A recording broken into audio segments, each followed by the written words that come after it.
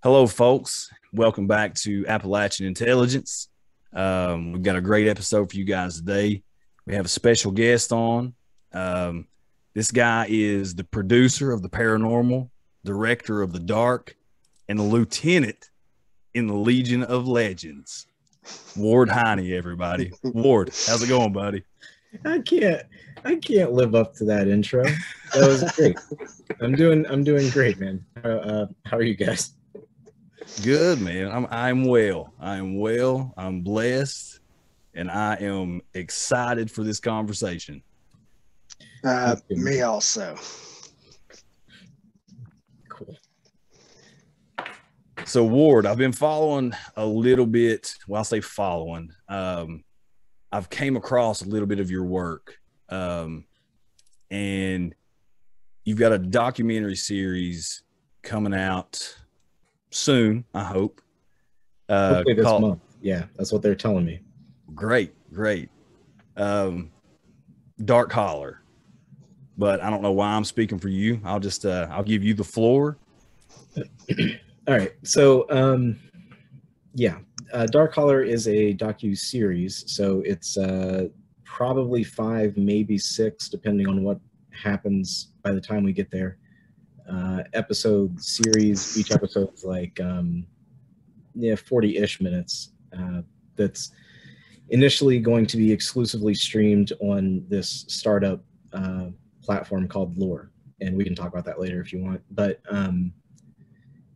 anyway, it's the story of a family from the coal fields of West Virginia and their experience with what we came to believe is a dark spiritual presence that has followed this family for at least 3 generations that we can talk to. And that kind of culminated in one of the youngest of the newest generation, the youngest generation, with her, we believe, her possession and then exorcism in a baptism. And then kind of what sort of developed with the crew as we went down and followed the story, and then had some weirdness of our own that all sort of synchronistically and symbolically pointed us toward a particular type of named, either archetype or named entity of thing. And just about the experience of that and telling that story.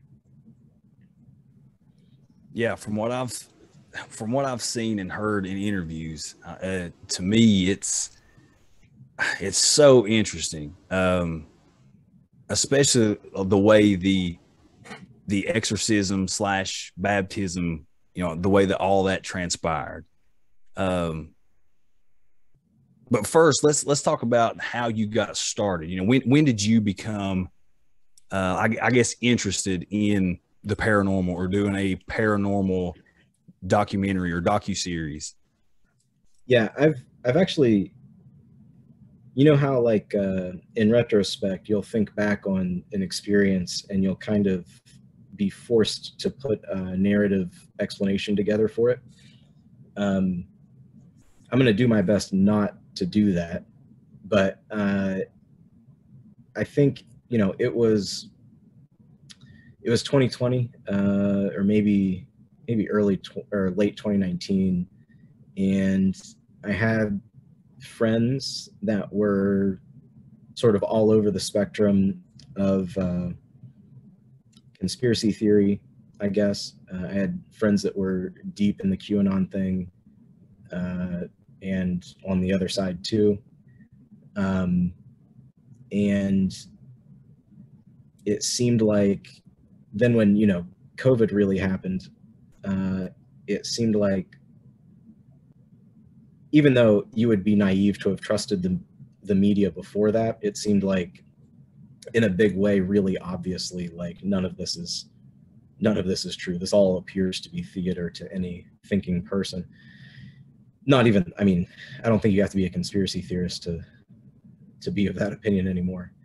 And so a lot of the questions about like, where does power lie, which of these competing narratives about the world are true, all of that is kind of coalescing with COVID. And at the same time, I had started work with a lady that had done in our creative department in my corporate day job. One of the ladies had worked on film called Above Majestic, I think, about it's a really wide-ranging thing about UFOs and conspiracy theories and underground Antarctica craziness. There's a lot of craziness in that thing. And so I say all that just to say that like I had a lot of friends that believed a lot of like really wild stuff. And so I was kind of like, what do I think about this? I should start making my mind up. And it was about that time that I also came across Hellier, which I don't know if you guys have seen it. I assume that, in this space, everyone's seen it by now. It's kind of a big thing. But coming from my faith tradition, I'm a Christian, I'm Reformed Protestant, which doesn't lend itself to a lot of the charismatic crazy, like the spirituality being a real live and vibrant thing. We tend to be very reserved, academic type people. But I came across Hellier, and then at the same time, I heard Ray Boucher on Cultish. And I don't know if you know, Ray Boucher is a very reasonable sounding and credible guy who was the MUFON director for Nebraska back in the day, and had really weird experience with some people from government coming to him and presenting him with evidence that people in intelligence agencies were doing stuff trying to contact non-human entities. And it's a whole, again, real crazy. Nick Redfern wrote a book about it, and anything that makes it into a Nick Redfern book is pretty crazy. So anyway, I came across a lot of stuff at the same time, and then I saw Hellier, and it occurred to me that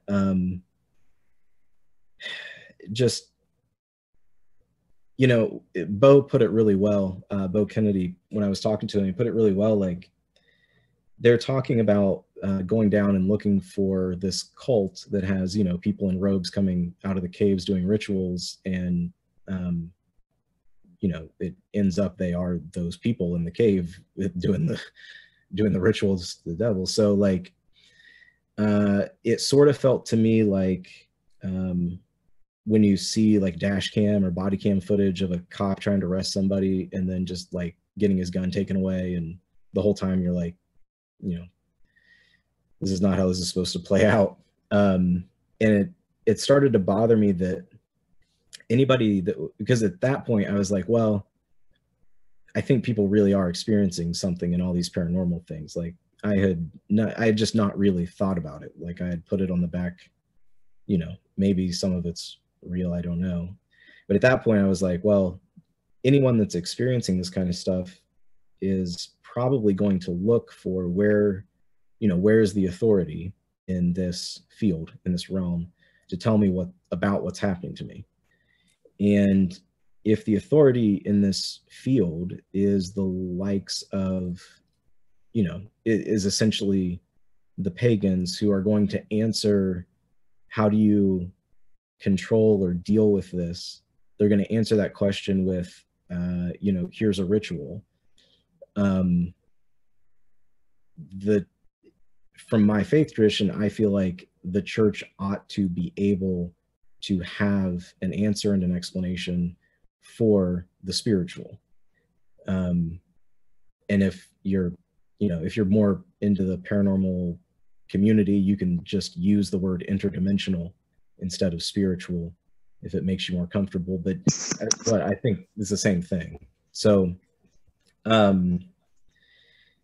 I saw that, and I knew that my buddy Josh Robinson who I'd been friends with for years, had planted a church in Logan, West Virginia, which is southern West Virginia. It's like an hour and change, I think, from Hellier.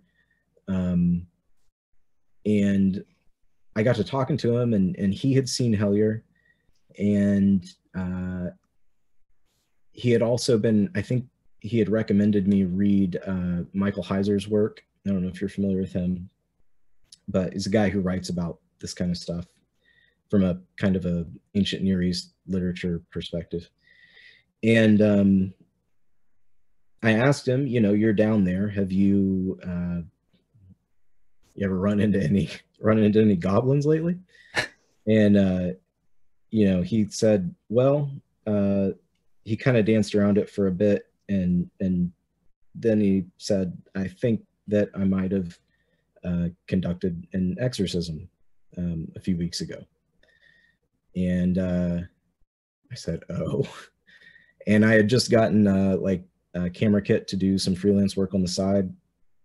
And I thought, you know, well, I'll go down there. And, you know, he told me the story of this girl, Kristen, and we didn't know anything about her family, really, history at that point, or any of the other connecting points that went with anything later. But I figured that I would go down. She had just gotten out of rehab, I think. After her baptism, she went into rehab, and she had gotten out. And I went down, and I thought I would just interview her and maybe him and some of the people that were there witnessing the baptism. And it might be a little like 10-minute YouTube thing, just to kind of practice with my kit and see what I could make. And we ended up interviewing her, and then her sister, who was there. And I knew I had to come back and interview Josh. And Kristen referenced a lot of her experiences were not even things that she was like present for in her body. She experienced them as like an out of body thing, or sometimes she would just experience lost time. But her mother, apparently, the couple of nights preceding her baptism, she stayed with her mom, and her mom had witnessed some pretty wild stuff, noises and such coming out of her. And so I knew I had to talk to her mom. So when we came back down to interview, I was trying to get Josh's interview. This is like 2 or 3 weeks later. So then the initial shoot was in October, and I think it was 2 or 3 weeks later we came back in. Yeah, it was the week of Thanksgiving. We came back to, I was going to shoot Josh's interview and hope that Kristen's mother, Heather, would talk to me. And she was real reluctant to talk to us. But after a while, someone said, maybe if we don't do it like an interview where you sit the camera down and point it in her face and light her and everything, you know, maybe if we just have the whole family come over, she'll come over and talk, and we can kind of like hide in the corner and not hide from her. Like, she would obviously know that we're there, but it wouldn't be so intense on her to carry the conversation, you know? And I'm condensing a a lot into, I know this is a very long story. I'm trying yeah, it's fine. You do with it what you will. So in the course of conversation with her, we found out that Kristen's uncle, when Heather was young, actually her uncles had been engaged in some sort of eclectic witchcraft practice with this person that whose given name was Gerald, but who dressed as a woman and demanded to be referred to, well, we didn't actually learn that then. Person named Gerald, dressed as a woman. And they would practice some sort of bizarre witchcraft involving like some of the standard stuff, like, you know, the pinnacle and the crow's and the chicken's foot and the candles, but also things like watchtower pamphlets, so like Jehovah's Witness pamphlets and information. And they also had Heather described it as like a second Bible that they would read from. So they had a Bible, like a standard Bible. She called it the Holy Bible. And then they also had what they referred to as their Bible. When we showed her some images of different books, she identified, but I mean, to be fair, this is years separating, but she didn't, we showed her several images of books, asking, you know, was it this, and she said no to several, and then she seemed fairly certain about one that was some kind of black magic. It's like a fairly popular black magic manual, or grimoire, whatever they're called. So anyway, so Kristen's uncles had been involved in this before her. And then we came to find out later when talking to Heather's brother. So this would be another of Kristen's uncles who was older than Heather, and so has a little bit clearer memory of those events. That the dude who looked like a lady had demanded to be referred to as Lilith, which started to get pretty interesting because Kristen had worshipped Lilith by name. So Lilith is a fairly common, like, Wiccan night goddess, the divine feminine entity, really common to be worshipped by witches. And the modern idea of Lilith is kind of an amalgamation of a lot of different things through history, but has been typically pictured and symbolized by owls. So owl imagery.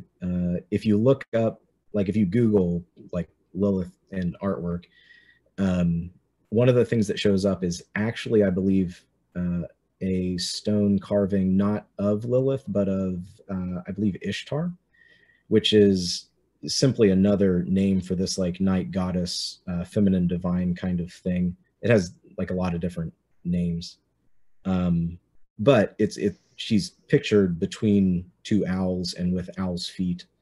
And another interesting thing with that is the earliest literary occurrence of Lilith, or Lilitu or Lilit, which are all, like, related entities, and possibly also related to the Mesopotamian demon Lilu.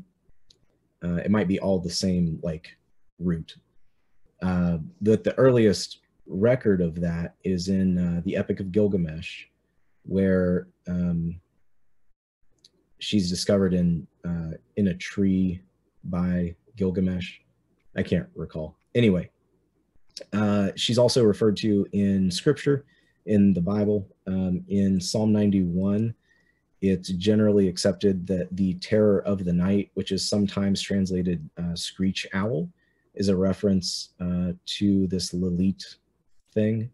Also in Isaiah 34, which comes to be important later, it's actually Lilith. The actual word there is Lilith, but it's translated variously as screech owl,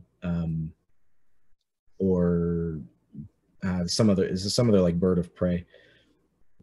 And yeah, the Isaiah 34 thing will become important later. I hope you guys have a lot of time. There's no way to cut the story. We have all the time it takes for this story. All the time you need, man. Absolutely. Okay, so Monday, the easiest way to do this is just to chronologically. So Monday, the first day that we're down to shoot in West Virginia, to follow up on my interview with Kristen and her sister Misty.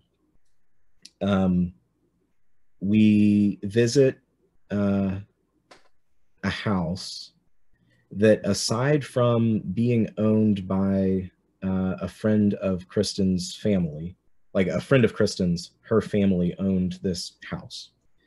And the house was very old, and it had slave quarters in it. So it had a separate staircase that was built for the slaves to use, separate from the owners, masters. And that house was supposed to be like real haunted, a lot of activity, and people saw stuff in the windows.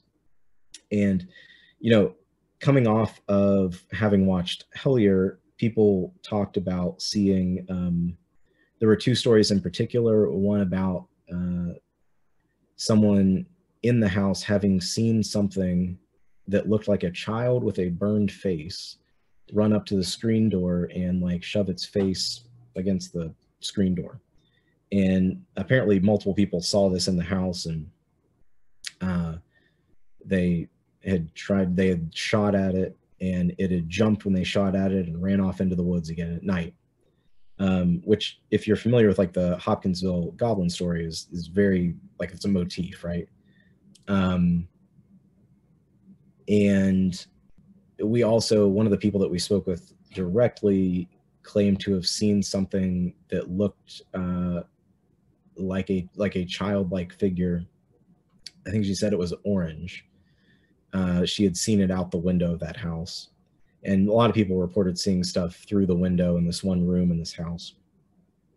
So at that point, I was kind of like, you know, I'm down here for a week to shoot for this. I don't know if this has anything to do with anything, but I don't know, little people. There are mine entrances all up this holler, so maybe. So anyway, we went to this house, and I didn't even pay attention to it. I didn't even pay attention to it when we were talking to this girl's grandmother, who was the closest in proximity and age to the people who had lived in this house last. It was like 3 months since the people had moved out. I mean, they moved out in the summer. And we saw some stuff in the house itself that was odd. There was a mirror where people reported seeing dark figures in the mirror, and everything was covered in dust because, I mean, ancient old house, 3 months since anyone lived there. But this mirror had like 3 finger marks like dragged down it, clear the dust. The room where everyone saw things and that like no one was allowed to go in, it had been padlocked at one point, but the padlock had been removed. And in there, there was like a tree painting, like a painting of a tree sitting like kind of prominently in the center of the room. Like it arrested your attention when you walked into the room. And I can tell that it wasn't just me because I have the video. I didn't talk about it with my the other guy that was running a camera with me. But I got back and looked at the footage, and when he came up to the top of the steps and entered that room, was the first thing he looked at too. The camera like snapped to it. And there was like a book. It's a long story. Anyway, we're getting ready to leave that location. I mention those things because they become important later. We're getting ready to leave, and we are talking. We had interviewed the grandmother prior to going up to the house. We gone up to the house, we gone back, and the grandmother said, "Oh yeah, one more thing." And I, okay. And I didn't know yet, because this is the first day, I didn't know yet that every time I got done shooting, that's when I should have like been shooting. It was always like right at the end. So anyway, we set back up as like hasty to interview her again and hear this other story. And she tells us about, there was the lady who lived there had called her one time in about it was the 70s, it was the mid 70s, had called her and scared out of her mind and said that she had seen in her yard the biggest bird she had ever seen. And then just like as an aside, she was like, yeah, the biggest owl that I've ever seen. And someone else in the room there says, you know, was this around the time of Mothman? And being a good West Virginia boy, I was like, no, the Mothman was 66, 67. And, but in any case, that's what it made them think of. And I didn't know that there was a lot of owl-like imagery in the Mothman like mythos.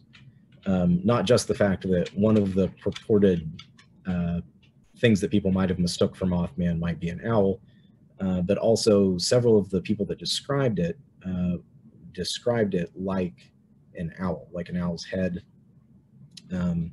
If you go to the Mothman Museum, in fact, there's a whole lot of owl up in there. In fact, there's more owl than really makes sense, which is a thing I found out later, and I'm still not sure what to do with that. But in any case, all right, so that was Monday. We go to this house. We hear the story of the giant bird.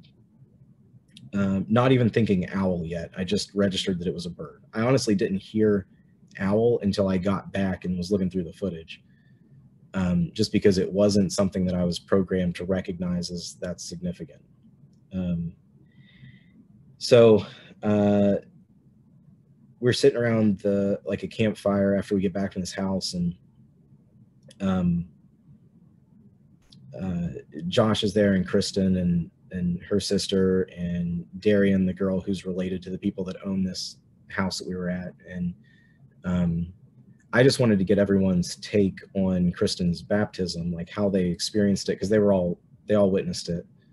I wanted to get that in a less hard interview kind of setting. I just wanted them talking about it around the fire. And the main thing to come out of that to move the story along is they had mentioned that they thought that maybe, Kristen's first experience kind of with this stuff is that she would witness what she called a dark figure following her. So, and she described it as feminine. So it, like long hair, but no face, just black figure. And she would see this. Her mother claimed to see it, but only after she was pregnant with Kristen.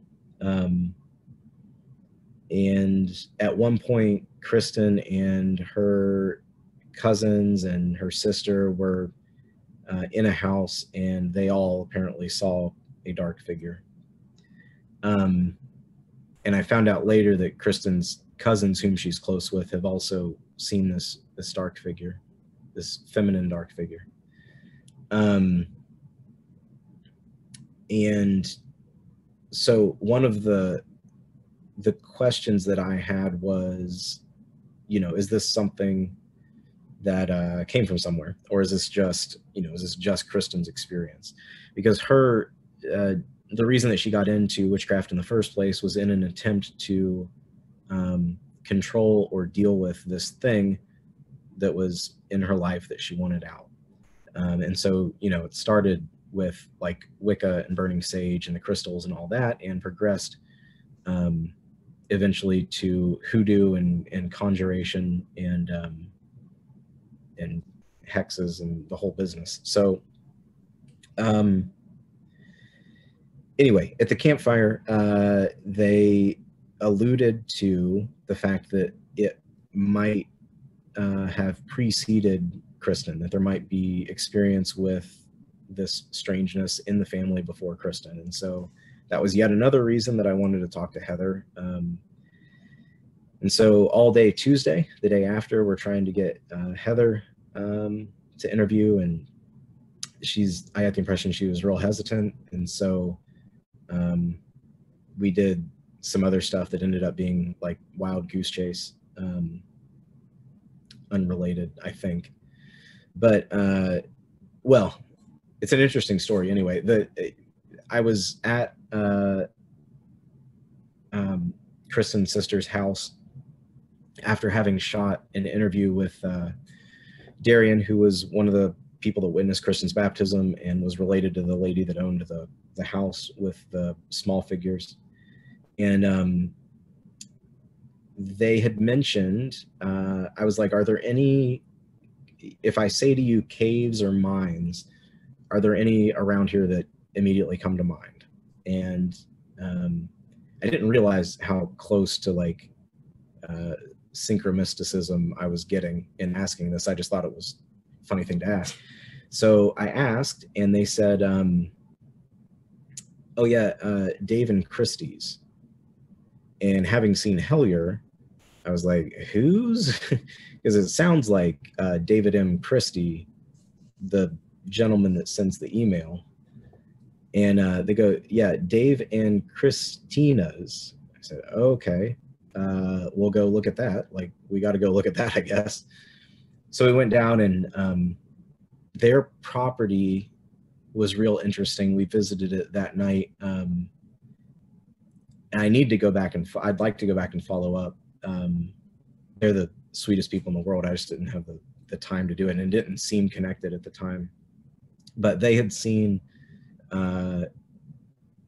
something like a childlike figure in a field there. And then he also mentioned that they had seen footprints in this tunnel that had been cut through the mountain for a train passage at one point, to facilitate taking coal off the mountain and taking it to, big railroad or the river probably. Anyway, yeah. So Wednesday comes around, and we finally get the interview with Heather. She comes in, and we just sort of sit everyone down at the table at, again, at Misty's house, Kristen's sister's place. And her interview it blows. It blew everything that I had conceived of that story being about out of the water. And that's where we learn about Kristen's uncle being involved in this and in this stuff prior to Kristen. And wouldn't you know it, unbeknownst to Kristen, like, she didn't know that about her uncle, but they had been close later in life. And they shared, it seemed like they clicked. They shared a similar view of reality. And there's just, there's some wild stories about her uncle that I'm going to leave. I just want to be delicate with how they're told, and I don't want to use them for like shock value. So they're going to be, if they're told, they're going to be told in the doc itself. But in any case, I asked Heather at one point when it became clear that, like, if there's something really going on here, it's been going on longer than just Kristen. I asked her, just apropos of nothing, you ever see any unusually large birds? And you could see, like, her, I'm really glad I got it on camera. Her eyes got wide, and she like started laughing, and then she was freaked out for like a good 30 seconds that I had asked, because she had been with Craig, Kristen's uncle, at one point, and they were driving a back road at night. He was, I think, teaching her to drive or something, and they had some like giant bird fly over. She said the wingspan was like the road, like the width of the road. They had it fly up over the car. And on a second occasion, they had actually hit an owl. They had hit an owl in the car, and Craig had kept the body of the owl in the glove compartment of the car and like taken it. And then I was like, well, that's weird. Because I had just heard the story of the giant bird the night before. And I'd also, like, every night I was trying to catch up on as much research as I could. And so I'd been reading Mothman prophecies, and Keel talks about, the giant bird, the Thunderbird thing. And he also talks about giant flocks of birds on the Ohio side of the river during that flap. And one of the first things that we had seen when we came into West Virginia was over Cross Lanes, which is the town I was staying in. It would have been the Monday of the Thanksgiving week. I think it was the 21st, if I'm doing my math right, or the 21st or the 22nd. There was a massive flock of vultures, like turkey vultures, over Cross Lanes when we got there. And I remember it being like dramatic enough that people were like out in the parking lot of the Kroger's looking at it. Like I asked a couple of people, I was like, does this happen? They're like, no, this is weird. I mean, like hundreds. And they stayed there for several days as we were there. I actually had the opportunity to take a drone up and fly a drone at like the flock. And I've got have you guys seen the trailer? No, I haven't actually. I got to send you the trailer. In the trailer, there's a shot, and I've had people ask me, like, is that real? I was like, yeah, that's, I was flying a drone at the flock of them. Wow. And it's a pretty wild shot. But anyway, then when I went to pick up my second camera operator, he works at a hospital, like real close to his house. And the top of the hospital also had like a big thing, not as big, but it had a bunch of vultures up there. Now, I mean, that's not weird. And the thing with synchronicity is you can explain any of it. Like, it's not like it's completely inexplicable that there would be vultures. It's just in retrospect, like either it means something or it doesn't. Right. And coming from like, being Christian, and especially being like Reformed, I think that none of that stuff is an accident. Like, nothing's an accident. So if nothing's an accident, it means nothing, or it means something. I'm going to go with it means something. So anyway, all this is kind of like crashing into my head now as Heather's talking about her big bird experience. And then Misty, Kristen's sister, had an experience with her cousin when they were younger, fishing on this river in Unita, where she said they called it a dinosaur, but some like giant flying thing flew over them. I later came to find out that Heather's brother Todd and Kristen's cousin, whom she's quite close with, Morgan, had been in a truck and had seen what you would call a thunderbird, like a plane-sized bird, fly over their truck. Basically, and I mean, there's a million of these examples of like weird interactions with birds. Kristen would be followed by flocks of crows, like her friends and family talked about it. Like, whenever they go to her place, there would be crows outside. Her mother one time had taken her back to her apartment at night, and there was an owl like in the parking lot, and Kristen had walked up to the owl, like within arm's reach of it, and it was just like looking up at her. And then I guess eventually, after a minute or two, it flew away, which struck Heather as odd. And it also struck her as odd that Kristen hadn't told us about it. But the thing was, we had no reason to ask about owls or birds or anything up to that point. So anyway, yeah. So there's a lot of weirdness with the birds. And then, so we started, like, the owl symbolism made us think, it led Josh to thinking about Psalm 91, which is I believe I'm correct in saying that it's found on manuscripts in the Dead Sea Scrolls amongst exorcistic material. So we think that it was probably used as an exorcistic psalm. And if you read it, it makes sense why. It's a promise of protection against these like spiritual dark entities. Like, we've translated it so that it reads in an acceptable material way, like the pestilence of noonday. Like that's not like getting sick during the day. That's a spiritual entity. Or the screech owl, like, or the terror of the night. This is not just like getting scared at night. These are actual things that it's referencing. Yeah. And so what's interesting about that is, again, we're trying to do all this like research at the same time, and Heiser had posted something about Psalm 91, and it's being a reference to Lilith. And so when we thought, okay, Psalm 91, the owl thing, now we've named Lilith. Kristen was like, oh, that's odd. I worship Lilith, and she has like a tattoo. I mean, it is a tattoo to the night goddess of Wicca. It's the three moons, maiden, mother, crone, the three phases of a witch's life.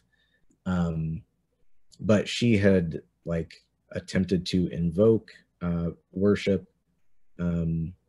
deal with Lilith by use of the Lilith sigil, which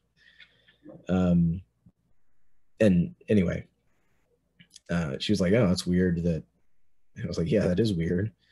And then when we eventually, it wasn't until Friday, I found out Heather had been on the phone with her brother Todd, who I eventually ended up interviewing, but I hadn't at that point.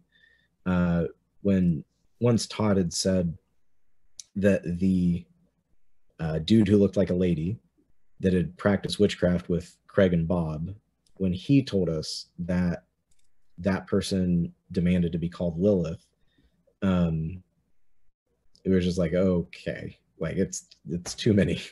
It's too many things to not conclude something. Yeah, definitely. So okay, let me stop here. Is this making sense? Do you have questions? I'm rambling. No, absolutely. I think you're doing a fantastic job of putting all the pieces where they need to be to lay out the story. I love it. I love it. All right. Well, so that's Wednesday.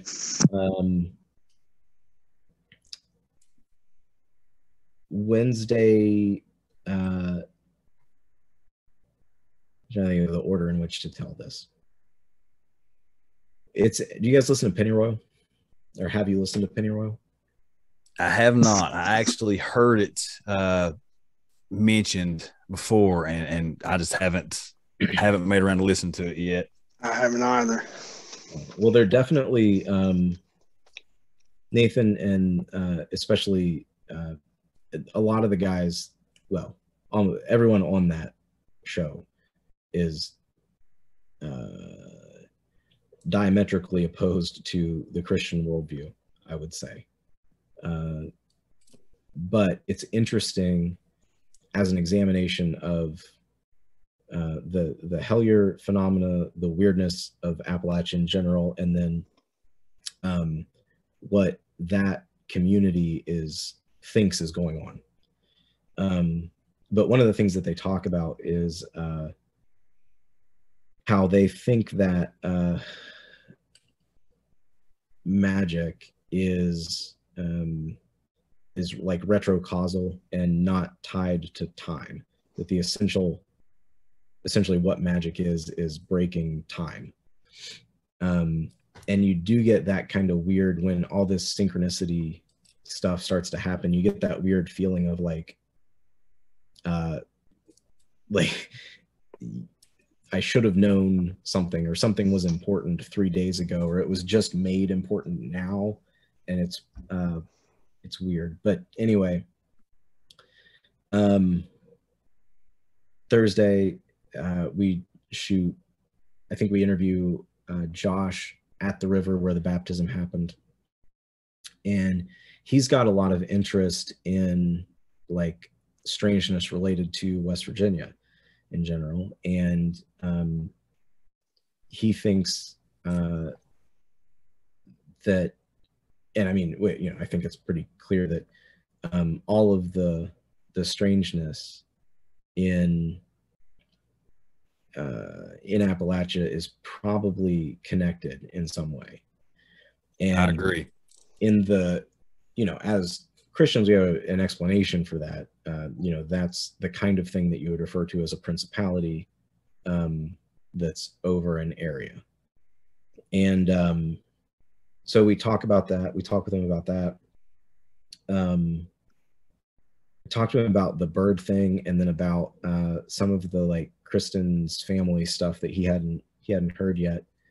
And so from there we get Heather back out to talk a little more about get more of the stuff with like the family history and Craig that I'm going to be careful with how that's going to be couched in the documentary, not because I'm trying to hold stuff back, but just because it seems sensational and exploitative to do it as part of like a marketing tour or something.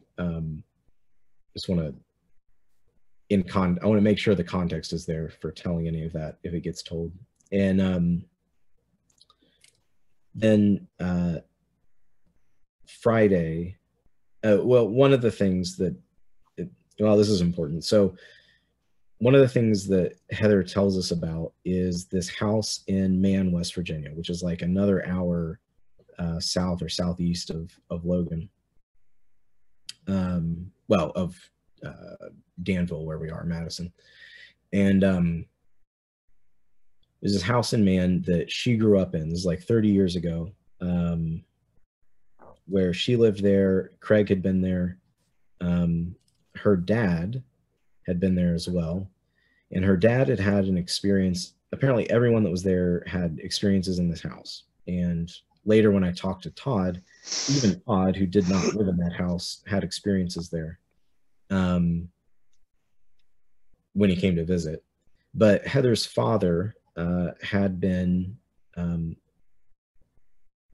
pushed. He said they pushed me down the stairs. So he had been pushed down the stairs hard enough to fracture his shin, like compound fracture his shin, and had to go to the hospital.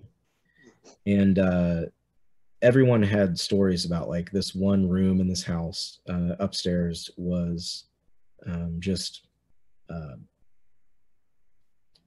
lot of thing would sit with you in the bed, would scare you out of the bed.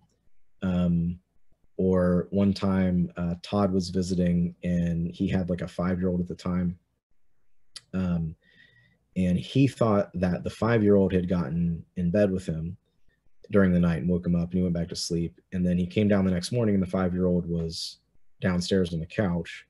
And he said, why'd you get out of bed? And she like hadn't been in bed. Wow. And there were other things where like somebody had heard, you would hear, they equated it to like a hard-soled dress shoe walking across, like back and forth upstairs. And then also someone had, I think Todd described having heard something he called like hooves, because he said it sounded heavy when it landed. Like he got the impression that it had like jumped off a dresser or something and landed on the floor. Anyway, everyone had had experiences of this house. It was a weird house. So we thought that we had Friday afternoon left. And we thought, what would happen if we just drove down to that house and knock on the door and see if they'll let us in. It's like the day after Thanksgiving. So we thought it's probably the case that they're going to say, we've got family here, or they're not going to be home. No way they're going to let us in. But we didn't have anything better to do. So, and at this point, like the number of weird kind of synchronicity type things that had happened, and I had been, fairly constantly in prayer. And it just kind of, the prayer was kind of like, you know, God, I think you've put this story in my lap to tell. I know that I knew then, and I know more now, and I'll tell you why, that there is, like, the paranormal and the strange, all of it is designed as a tool to sort of suck you into this obsession with it. And you never really get like a satisfying answer. You never get the answer you're looking for. It's always just, you know, more questions, more mystery. And anything that comes back across that veil is not going to be trustworthy. Does that make sense? Yeah, absolutely. So I knew that the temptation would be there because, you know, you wouldn't be into doing a thing like this unless mystery was interesting to you, unless you liked trying to figure out the puzzle. And so I knew that the temptation was there to, you know, become obsessed with it and try and tell a story that wasn't necessarily what was put in front of me. And so the whole time I was praying, you know, whatever you put in front of me. And so I just thought, well, you know, maybe we go down here and it's a totally dry hole, like Tuesday at David and Christina's, and maybe it doesn't seem to relate at all. And maybe they tell us to go away, and that's fine. Like, I have enough here to put these people's interviews together, and it asks some interesting questions. So maybe that's enough. And we drive down like an hour. When we drive by the place, Kristen noticed immediately that there are moons like hanging all around the porch, like decorative moons.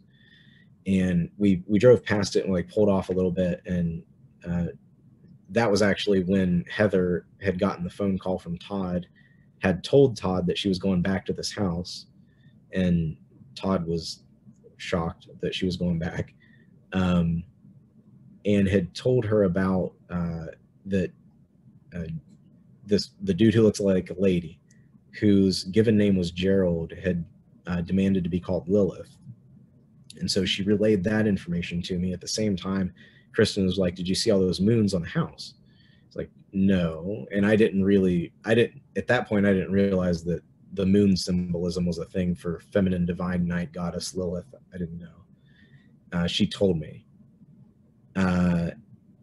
So myself and Derek, who was Kristen's brother-in-law, we walked up to the house. I've got the camera in hand, and we're knocking the door, and some guy comes walking up from behind us, and I was like, "Oh man, this is probably not good."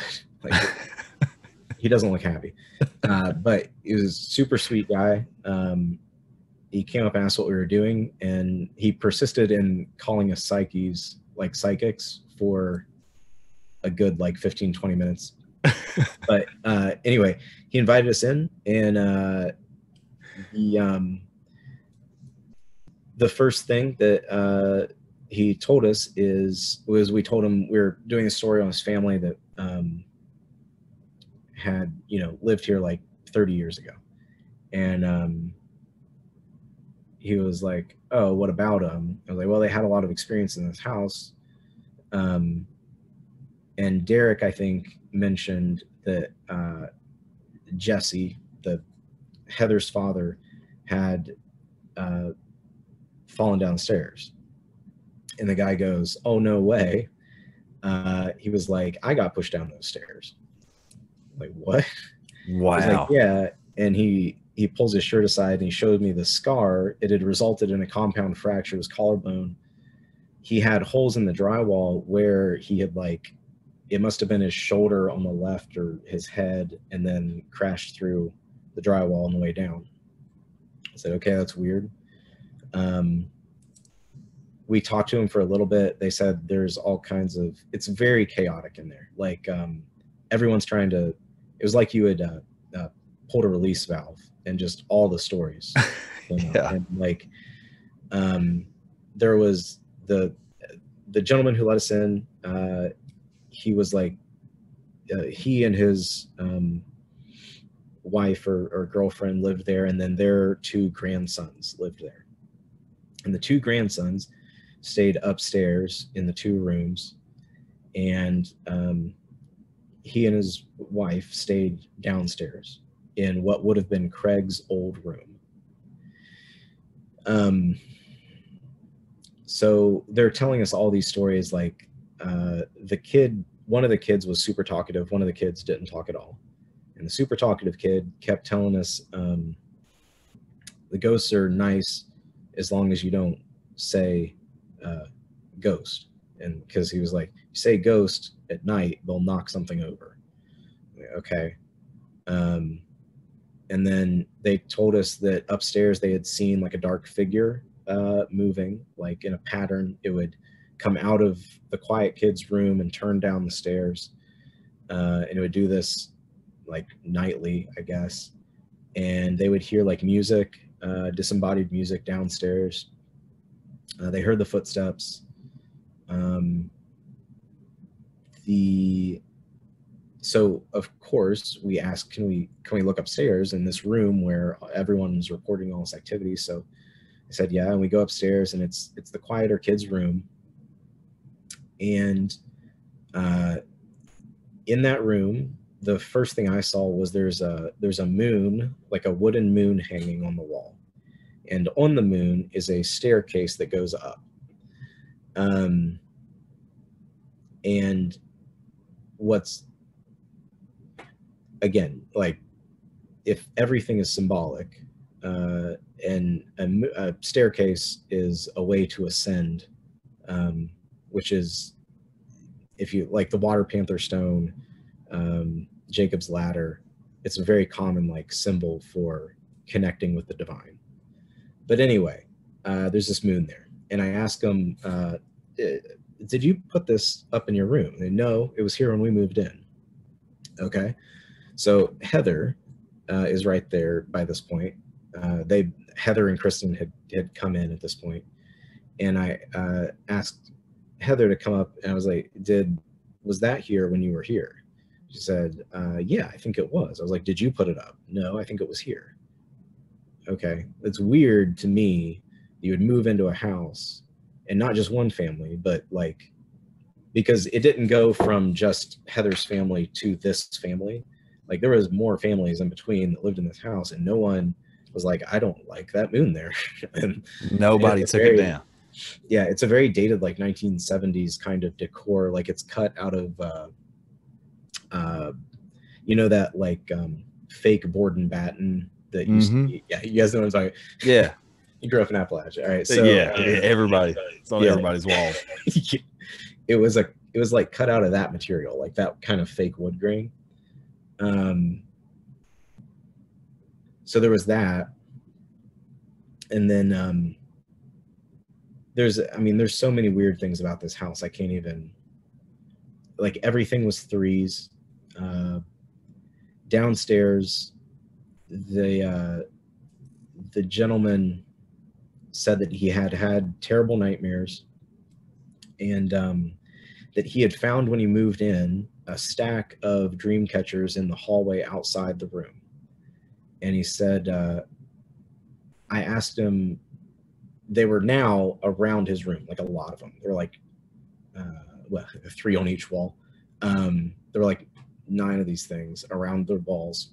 And I said, what are the dream catchers about? He said, I have terrible nightmares. I said, do the dream catchers help? Yeah. What made you put them in here? He said, I don't know. I found them in the hallway outside, and something told me to just put them up in here.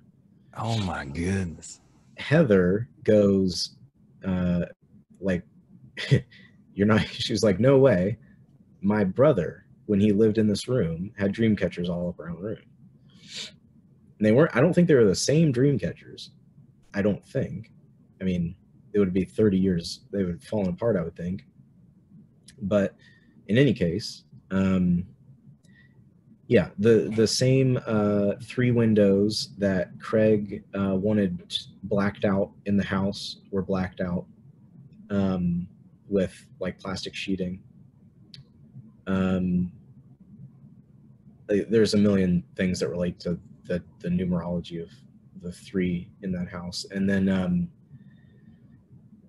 I guess the other real weird thing, and this is just a story, I never saw the photo, so I don't know, they could have been lying to me about it, but I don't think they knew the significance of it, the significance that it would take on. But the kids said that they had done, because they had all this activity in the house after dark, they had done like their own impromptu ghost hunt at like 3 a.m., which is again when all the activity happens, of course.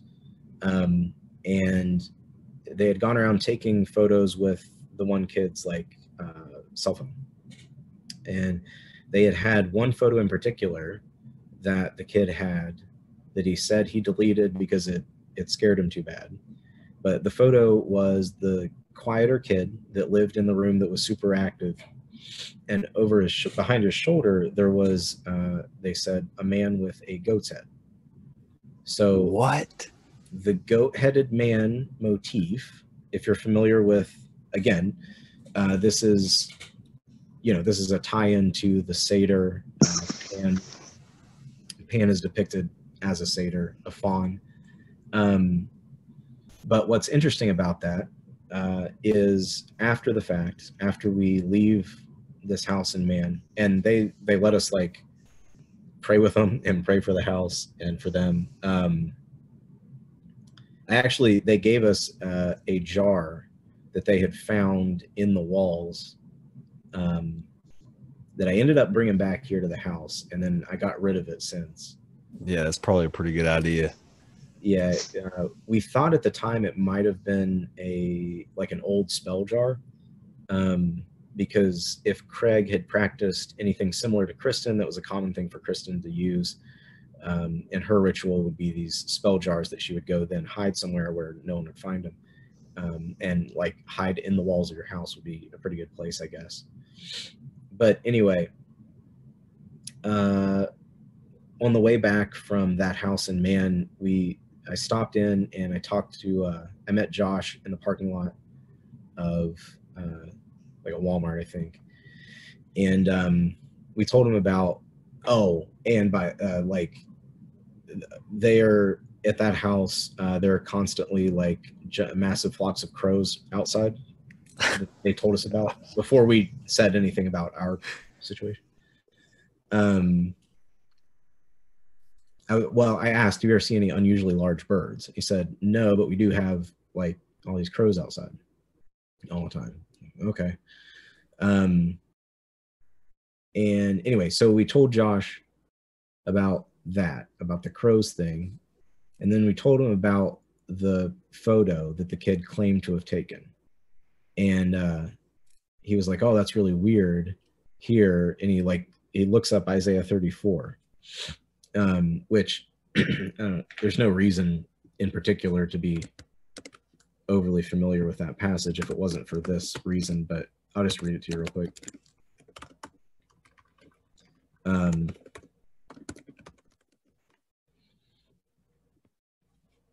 right, so I'm starting in verse 14. This is Isaiah 34:14. This passage of Isaiah is God's condemnation on Babylon. He's talking about how he's going to turn it into this dwelling place for nothing but these demons of the wild, right? He says, this is Young's literal translation, so it's going to be clunky, but it says, and Met have Zeim and Iam, and the goat for its companion calleth, only there rested hath the night owl, and hath found for herself a place of rest. There made her nest hath the bittern, yea, she layeth, and hath hatched, and hath gathered under her shadow, only there gathered have been vultures, each with its companion. Okay, so what you've got is you've got the goat there. The wild goat is not just like an animal, right? It's the satyr Azazel motif of the wilderness demon in scripture. And you've got it dwelling in the same place as this night owl, which again is not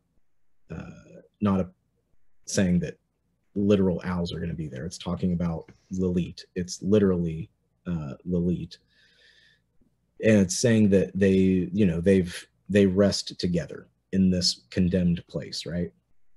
And that a third accompanying thing would be the vultures, each with its companion. So more than one, right? So you've got the satyr, you've got the goat thing, which is emblematic of Pan. You've got Lilith, and you've got flocks of vultures, or at least a plurality of vultures, carrion-eating birds, named in the same thing. So now it's kind of like, okay, we've experienced this thing. The only thing that I'll trust is taking that experience back to Scripture. Like, what can Scripture inform us about this?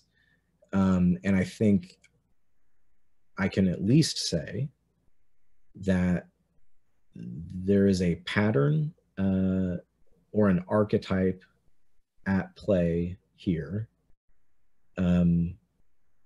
that's reflected in the way that Scripture talks about Lilith and these things. So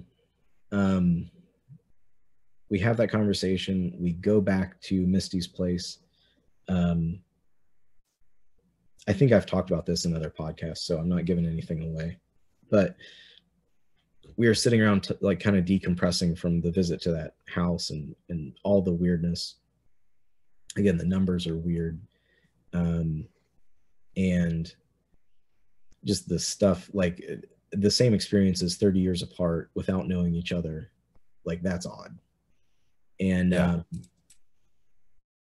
anyway, we relay what Josh had told us about this kind of thing with Lilith and the goat and the vultures, and that's when we like really, there's a higher level of confidence that like this Lilith archetype thing has something to do with what's their family's experienced. And Kristen goes, I have these tattoos. And I was like, oh yeah, I wanted to shoot the tattoos. Let's do that before we go. And so she had a long sleeve shirt on. So she went up and changed into a tank top, and she came back down. And it was about like 4 or 5 minutes from the time she came back down that it took me to shoot her tattoos. She's got the moons along the inside of one forearm. She's got Hecate, or the night goddess, kissing death on her shoulder. She's got a tree with a flock of crows in the tree on her farm.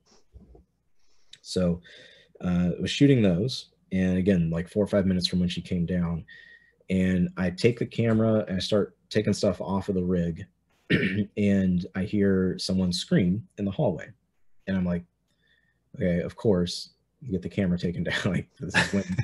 So I rapidly like slap the microphone, I think is what I'd taken off, back on the camera, come around the corner into the hallway, and there's water like pouring out of, they had recessed lights in this hallway. There's water pouring out of a light fixture, and there's water standing like a couple inches deep in the floor, on the first floor.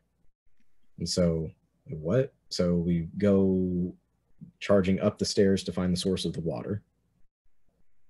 I didn't see this because I'm like a few paces behind, but when Kristen and Heather and Misty clear the landing and start to turn down that hallway, the door to the room that like everyone's kids are in watching TV, that door slams shut as they run by. So I kept going because I didn't process that. I thought somebody had shut the door. I just heard it.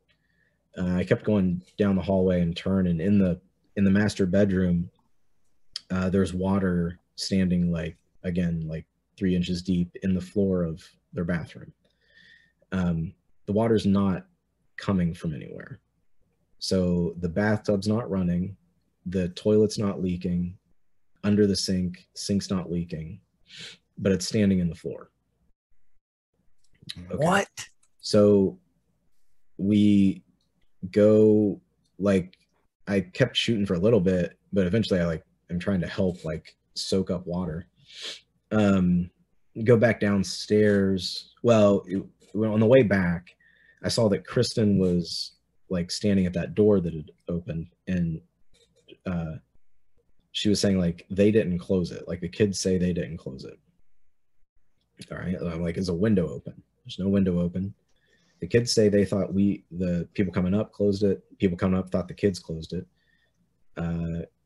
It opened fine. Like, when Kristen went to open it, it opened fine. So I was like, okay, let's do an experiment. I'll stand in here real quick and you guys run by real hard. We couldn't get the door to move like that. Okay. So we go back downstairs and I step outside, and, like, the water's running down the outside of the house, like outside vinyl siding, like over the siding. And at that point, like, step back inside, and everyone's like, Derek, whose house it is, I was like, where's the water? He's like, I don't know. It's not coming from anywhere. I was like, well, everyone's just, like, kind of speechless, like, looking at what it is. And Heather says something to the effect of, I was worried about something following us back from man, basically. And anyway, at that point, it didn't seem like there's anything else to shoot or do. So I set the camera down and I started helping, trying to, like, soak up water. And yeah, and then after we got it pretty well soaked up, we sat around the table and we read Psalm 91 and we prayed, and then I left. And I was pretty shook on the way back from that. That's the most paranormal thing that's ever happened to me. And of course it occurred to me later, as it probably occurred to you, that maybe, like, it's run through my head, like, how we could have made that happen, you know? Like, maybe the toilet, if you had totally clogged the toilet and then, like, kept the valve open so that it just ran, like, maybe you could fill it and continue filling it, but then you'd have to remove it at some point. And I don't know. I mean, you'd have to remove it and then make sure the valve closed. Yeah. I mean, it's hard to explain away that much water and not a allowable source, right, from where all that water, I mean, 2 to 3 inches of water on multiple floors. That's a lot of water. Right. Enough to run down out the joists to the exterior of the house, like, fill the floor of a closet and a hallway. Like, that seems to me like it would have to have been going for longer than I mean, even say that my math was wrong. It was 10 minutes from when she came down. That's still, like, I don't know. Maybe. That's a huge amount of water in just a few minutes time. I mean, that's hard to explain away regardless. I mean, without a busted pipe or something that you can, you know, physically see something going on. And even with busted pipes, if it's that bad, 9 times out of 10, you'll be able to hear that. Yeah, you would hear the water spraying. I mean, and it's not going to be a slow leak, you know, obviously. In a 10-minute period, that much water. Yeah. Well, so, Ryan, you're our plumber in the group here. Yeah. I mean, how much? You're talking 2 to 3 inches of water on multiple floors. What kind of pressure? What kind of leak or what would have to be going on to result? It wouldn't be the pressure on it. It would just be the volume coming through. Most houses are 1/2 inch or 3/4 lines. That's a lot of volume. That's a lot of water. But you would hear that if it was that. It would, I mean, you would hear the water spraying somewhere.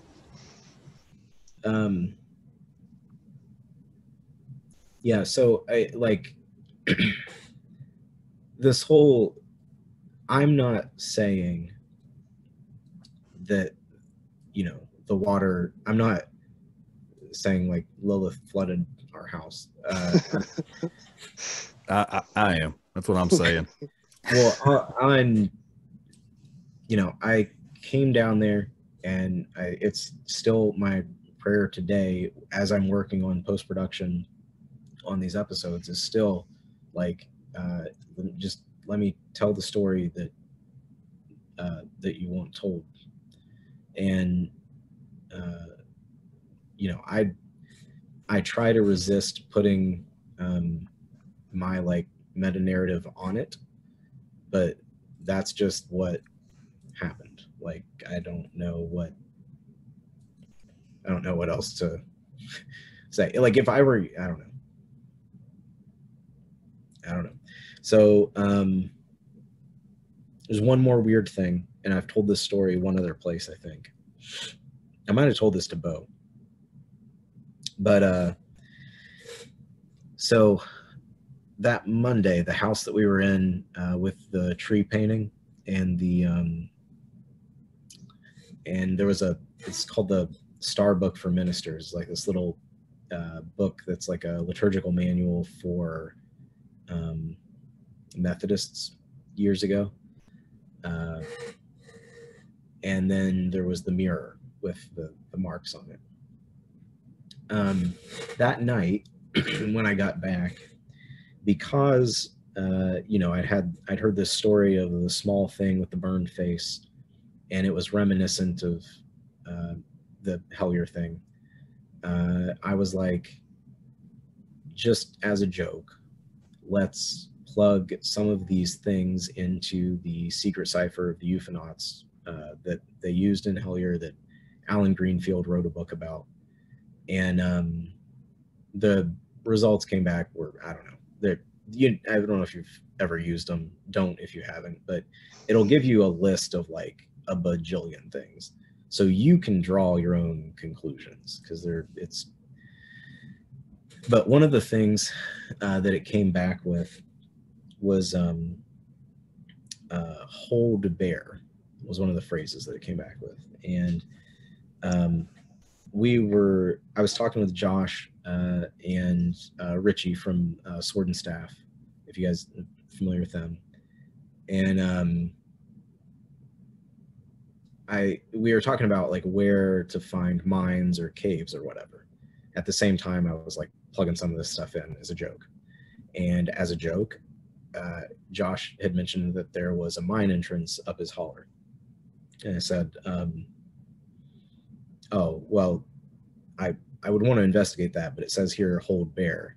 We better steer clear of any caves or mines because of the bears. And I had totally forgotten about it. Like, it was a stupid joke. Friday, the house and man, we were shooting and getting all those stories. Again, very chaotic, all the stories coming at us, the information. And I didn't notice at the time, but I got back Sunday and I was looking at the footage. I think it was Sunday. I was looking at the footage that we had shot at the house in Man. And it started, I think one of us had referenced the hold bear joke that day. And I was like, oh, that was funny. And then I was looking at that footage, and the first thing that the camera sees when I kick it on in the house is there are 4 bears lined up in front of their TV. One holds a sign that says welcome, and like the third one down the line holds a sign that says go away. And then I start looking through the footage, and like every wall and every conceivable space where you could put something is covered in bear imagery. It's like bear figurines all over. There's a bear like next to a picture of a moon that says "I'll love you to the moon and back." There's the lady. Oh, I had asked her, the lady of the house. I had asked her, "What's with all the moons outside?" And she's like, "Oh, that's just me think she said, that's just me, you know, moon and stars. It was a weird way to answer that. But, and then I was like, did you put the one upstairs? No. That was here moved in. Okay. She's sitting on like a blanket with bear prints all over it and like bear silhouettes. In the room, like Craig's old room, the bedspread has a bear on it. A couple, I think, of the dream catchers depict bears. There's a dream catcher in the living room that depicts a bear. It would have been like to my immediate left when I came in the front door. Upstairs at the top of the stairs where he's pushed down in the closet, it was full, like, I don't know, my chest height with giant teddy bears. There's behind the quiet kid. So the quiet kid is sitting at his computer most of the time, and above him, like there would be a window, but it's one of the three that's blacked out, and there's a tapestry hanging over that window that depicts a bear. Oh my goodness. And this one is really wild because I only figured this out like 6 weeks ago.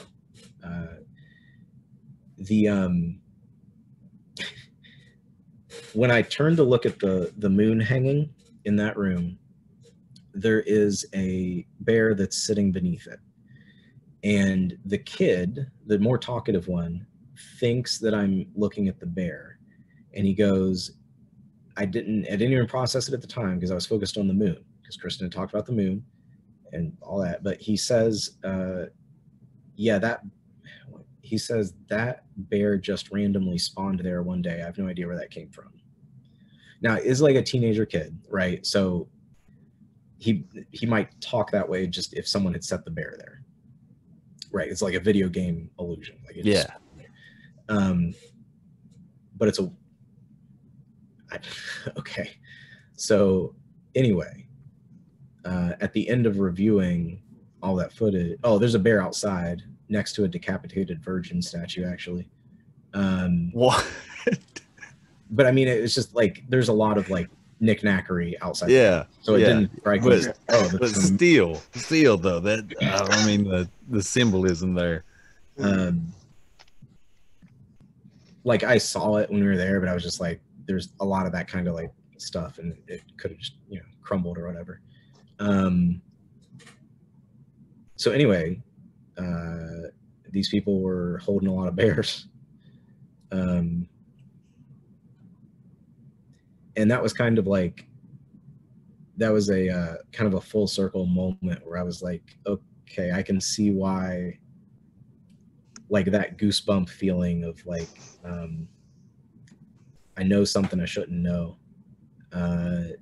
Like I can see where that temptation, like that, the allure of that like secret knowledge thing would pull you into that kind of obsession. So yeah.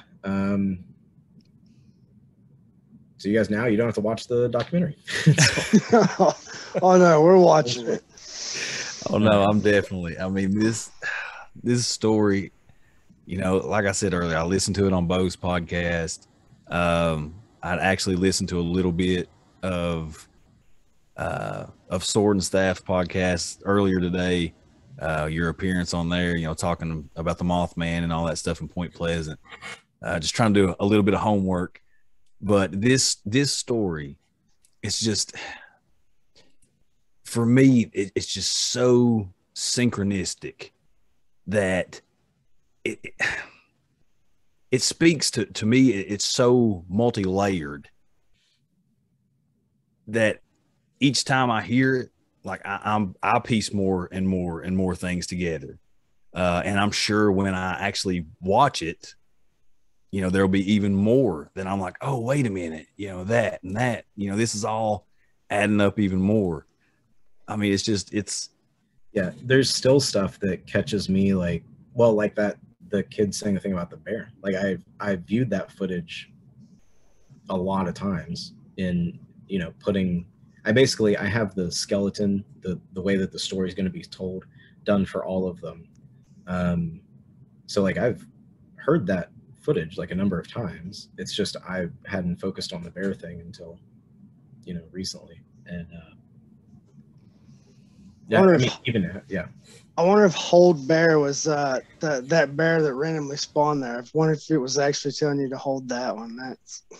I don't want to. Might have been. I might have been graciously protected from that idea occurring to me. Yeah. Just hold me, Ward. Hold me. Yeah, that's first thing popped in my head when you said about that bear randomly spawned there, and I was like, wait, Hold Bear. Yeah, maybe I mean, legitimately, maybe I was graciously prevented from paying attention to that idea. Yeah. You know, something you said earlier really struck me, and you know, we're talking synchronicities, but you know, you were talking about this area of Appalachia, you know, principalities being worshipped for, you know, who knows how many years. And we were actually talking earlier before we started recording, me and Ryan were about how some of these entities who go by, you know, hundreds of different names, sometimes you can trace them all the way, you know, back through history. Just like, you know, you mentioned Lilith was in the Epic of Gilgamesh. It seems like every episode we do, we mention the Epic of Gilgamesh, just because, you know, it's the earliest recording or documentation really of written I don't really want to say written history, because it's but a written document, but it contains so much. Like no matter what you want to talk about in this space, it seems like you can always go back to the Epic of Gilgamesh and it's mentioned in there somewhere. But anyway, we were talking about earlier that these same, you know, say, just for an example, you know, ancient Babylon, they worshiped Moloch. You know, they sacrificed children, humans, innocent humans. You know, that this god, in quotes, demon Moloch, that's what his energy derived from, was this blood of the innocents. You know, who's to say that that's not the same entity that's you know, some Native American, like the Aztecs, and that sacrificed, you know, all the way up to,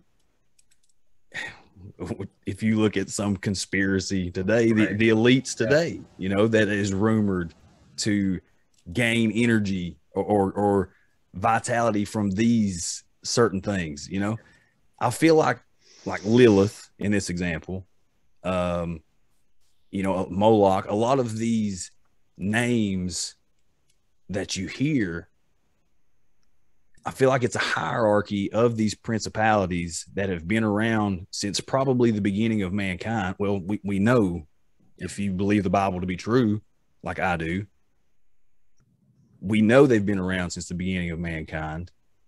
And, you know, that's just what they do. They feed off of the torment of humans, you know, of this that they have to have from us, this energy they have to have.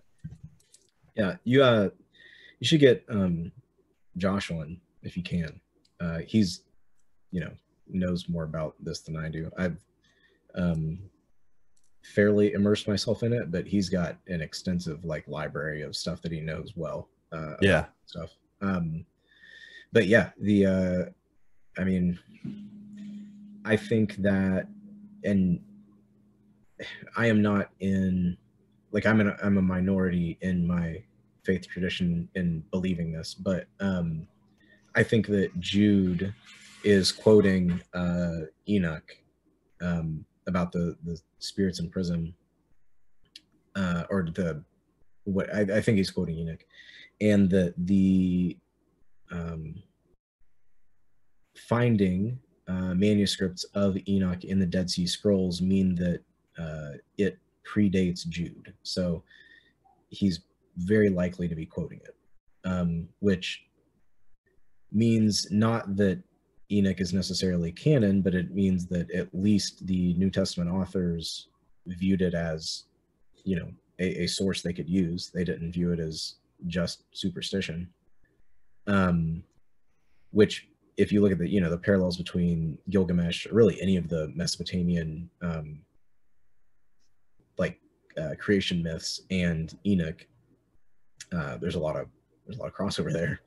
And yeah, I agree. I think that, you know, what you've got in principalities are probably the rebellious sons of God, the B'nai Elohim from Genesis 6 and Deuteronomy 32 and Psalm 82. And that, you know, when Jesus takes the disciples to Caesarea Philippi, and that's at the foot of Mount Hermon, which is typically, like, it was understood to be, whether or not it was understood to be, you know, the touch point, the place where the Watchers' sin occurred. In Enoch, where these sons of God came down and gave knowledge, whether that's, you know, actual sexual intercourse or whether it's just technology or whatever. It's supposed to be where it occurred. And there at the foot of Mount Hermon is the grotto to Pan. You know, it is a temple to Pan. And Christ sits the disciples down, and that's where you get Peter's confession. Like Christ asks, "Who do people say that I am?" And the disciples say, some say Elijah, some say Moses. And he asks Peter, "Who do you say I am?" And Peter says, "You're the Son of God." And Jesus says, you know, on this rock, I'll build my church. I think that, you know, we as Protestants, you know, the Catholics think that means Peter is the rock. I think I've been taught always as Protestant that it's the confession, it's Peter's confession that he's the Son of God that is the rock. And then it's a play on Peter's name. And I think it's possibly like multiple things. And one of the things being where he is at the foot of Mount Hermon is on that rock, like where the temple to Pan is. And I think that starts and then when he sends them out, right? All authority in heaven and on earth has been given to me. Yep. So no longer is it intermediated by any of these rebellious sons of God. The nations belong to me now. Go make disciples, not of like individuals, but go make disciples of the nations. Teach them to obey. Why? Well, because all authority has been given to me, right? So, yeah, I think what we've got here is, you know, is the war, the expanding kingdom of Christ over this area. And that expanding kingdom isn't just a constant like up, like any good story. It's, you know, there are ups and downs. And I think that what we're seeing, not just in Appalachia, but in Western, like in our culture generally, as secularism fails and people get tired of the emptiness of like atheism, that the old gods are awakening. Like they're turning to old gods, and the ritual worship of these things is increasing. And so, you know, I think it's all just, it's part of the battle. So yeah, I agree 100%. You know, like we were talking earlier, it's a spiritual battle. It's, you know, these dark forces, these demons, these entities, you know, whatever you want to call them, you know, they know the end. They know they lose. Oh yeah. But just like for me, just like my kids, if they snatch a bag of M&Ms right before dinner and they know that I'm going to be in there in the next 5 minutes, they're shoveling away these M&Ms just as fast as they can get them. And they're sharing them with their siblings, and they're doing this. They're trying to do as much bad as possible in the time that they have. And to me, that's the way that I see these dark forces. Yeah. Like, we know we lose. We know that the time is near. Let's get as creative. Let's be as bad as possible. I mean, that's the best way that I can put it. And Justin, by the way, a few weeks ago, I asked you this question, but it kind of ties into what Ward was just saying and the old God's awakening and all that. And I asked you one day, you said you didn't believe so, but I said this is the way I thought, that those entities were real at some point, because in the Ten Commandments, long before Jesus ever said, you know, all the authority of heaven and earth has been given unto me, you've got the Ten Commandments, thou shalt put no other God before me. Yeah. And actually, you know, I looked deeper into that after we had that conversation. And, you know, look, it's interpretation of the words, really. And just kind of your frame of reference and your perspective into looking at these. But when you look at it, you know, I agree with you now, and I believe that you're right. You know, we haven't had this conversation since, so I'm glad it did come back up. You know, it's probably because I'm right and you didn't want to have that conversation. You hate that. Look, I don't care to admit that I'm wrong. But no, it's, you know, God is the highest, the utmost, and these other entities that have been worshipped, you know, as gods since creation. So, I mean, yeah, I mean, you're right on that. Yeah, I think they're still around. I think that Christ declaring all authority has now been given to me is the declaration of like the definitive victory has been won. But what we're doing now is a mop-up operation. And if you look at, I know it doesn't feel like in 2022, it doesn't, in US, it doesn't feel like that. But if you look at the spread of Christianity globally over the last 2,000 years, that's what it looks like. Like that's world conquest. So, and I mean, it's world conquest of a spiritual nature, but that's what it is.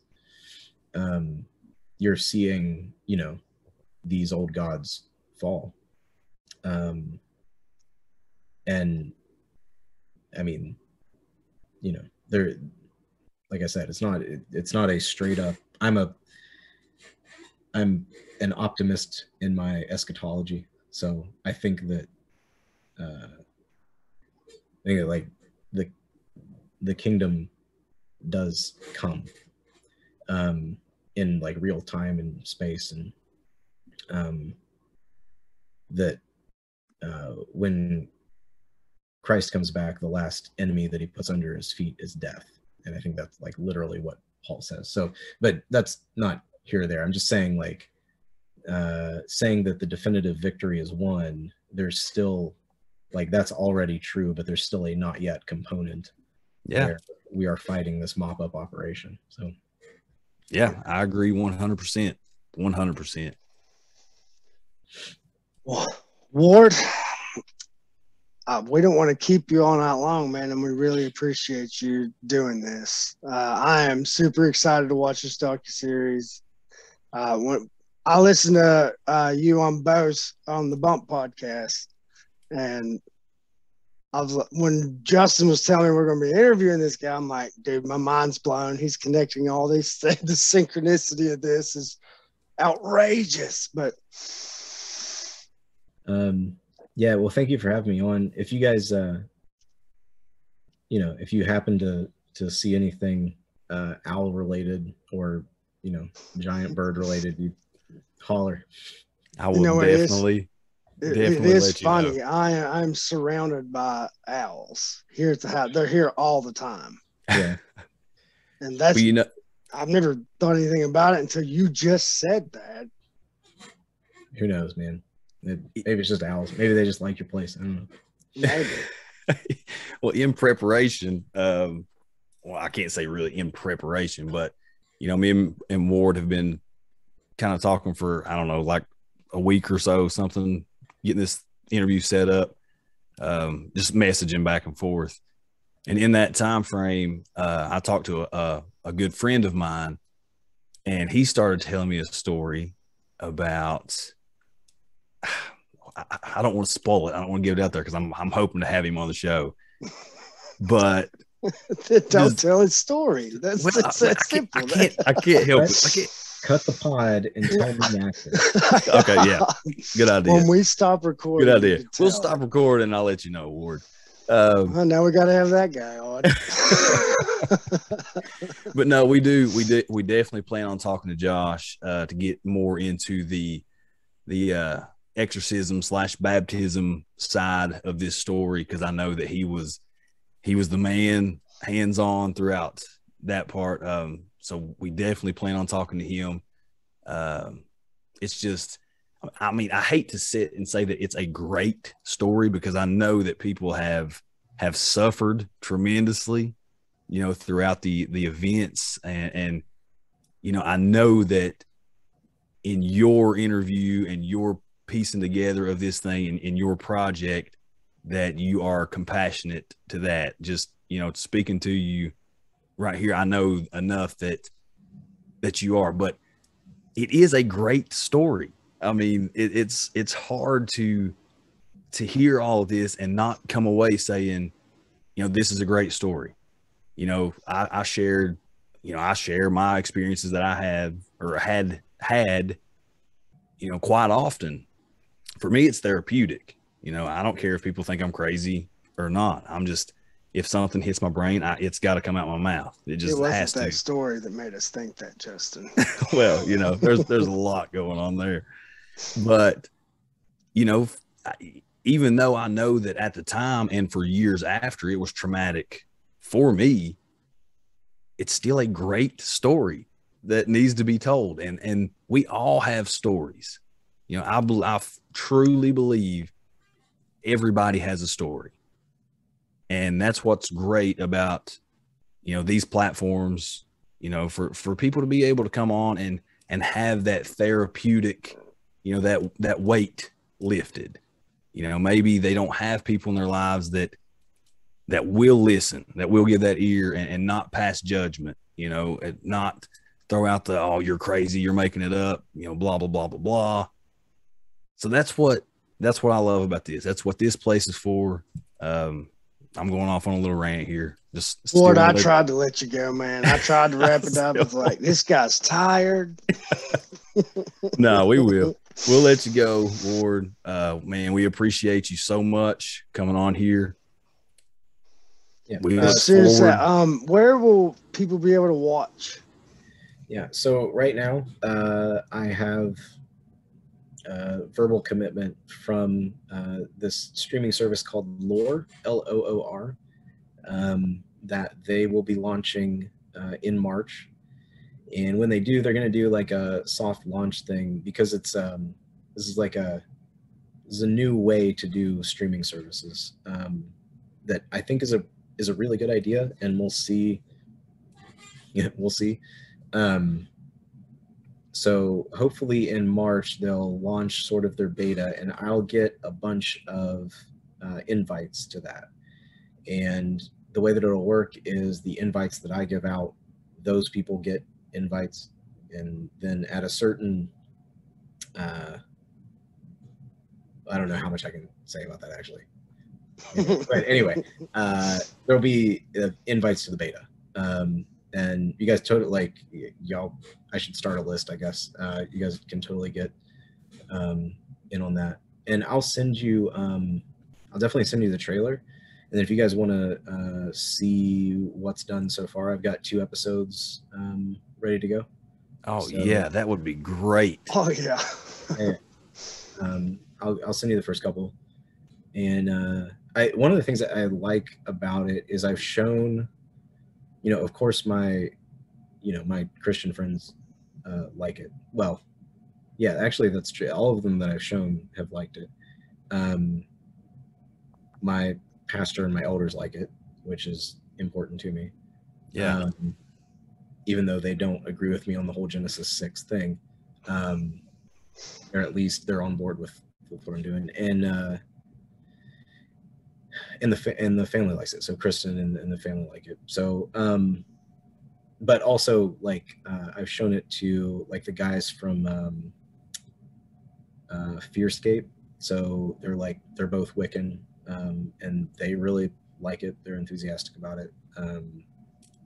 So anyway, I can't remember where I was going with that, but yeah, I will get you invites. I'll send you what I have done. Don't share it around. No. No. Scout's honor. And yeah, I can't think of anything else or anywhere else I was going with that. But you're right. That's great. I am tired. I'm starting to faint. Yeah, see? It's been a good one, man. It's been a good one. We really appreciate it again.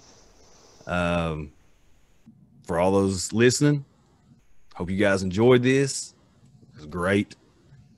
Until next time, we'll see you guys later. See y'all.